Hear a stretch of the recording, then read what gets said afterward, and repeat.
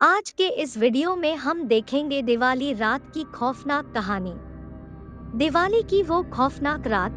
सब लोग यह तो जानते हैं कि दिवाली जगमगाती रोशनी और लाइट्स का त्योहार है, पर जो ज्यादातर लोग नहीं जानते वो ये है कि दिवाली की रात अमावस्या की रात होती है और हर अमावस्या की रात काली शक्तियाँ सबसे ज्यादा ताकतवर हो जाती है।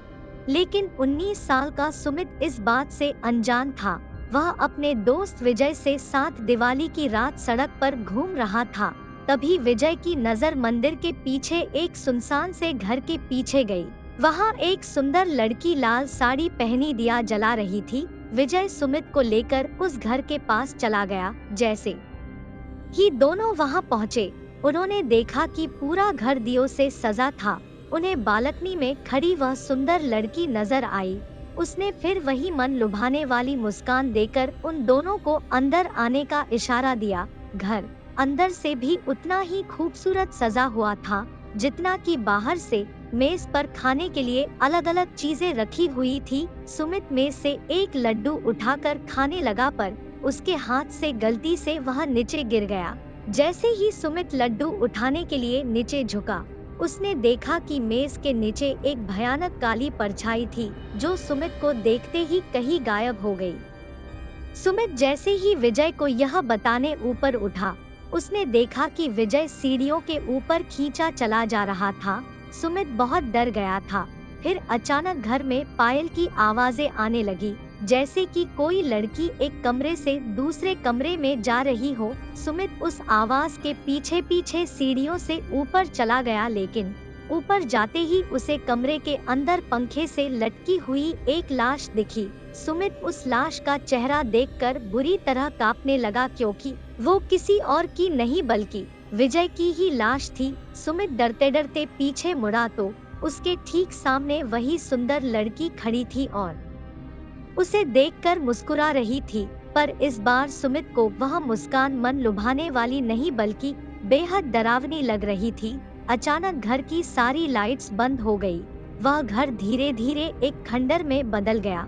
वह लड़की अब भी सुमित को देखकर मुस्कुरा रही थी। अचानक लाल साड़ी पहनी हुई उस लड़की के बाल सफेद और लंबे होने लगे और आंखें एकदम लाल पड़ गई और चेहरा एकदम डरावना हो गया था। सुमित उसे देखकर एकदम सुन्न पड़ गया था। वह लड़की हाथ में चाकू लिए सुमित की तरफ बढ़ रही थी। सुमित ने किसी तरह अपना होश संभाला और बिना कुछ सोचे सीधा घर से बाहर भागा, लेकिन वह लड़की अभी भी सुमित के पीछे पीछे आ रही थी। उस लड़की ने सुमित को मारने के लिए अपना हाथ उसकी तरफ बढ़ाया, लेकिन सुमित तब तक बाहर निकल गया था। उसने जल्दी से घर का दरवाजा बाहर से बंद कर लिया। वह लड़की उस दरवाजे को अंदर से बहुत ही तेज से ठोक रही थी, लेकिन अचानक ठोकने की आवाज बंद हो गई और फिर सुमित को उस लड़की की चीखने की आवाज सुनाई देने लगी, जैसे वह उस घर के अंदर कैद हो गई हो। सुमित वहां से जल्दी से निकला और अपने घर जाकर चुपचाप सो गया। अगली सुबह जब सुमित उठा तो उसकी माँ ने बताया कि उसका दोस्त विजय कल रात से लापता है।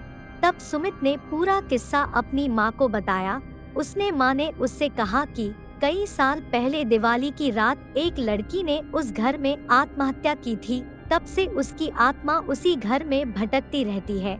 किसी को कभी पता नहीं चल पाया कि उसने आत्महत्या क्यों की थी और अब उस घर में कोई भी नहीं जाता। यह बात सुनकर सुमित पूरी तरह हिल गया।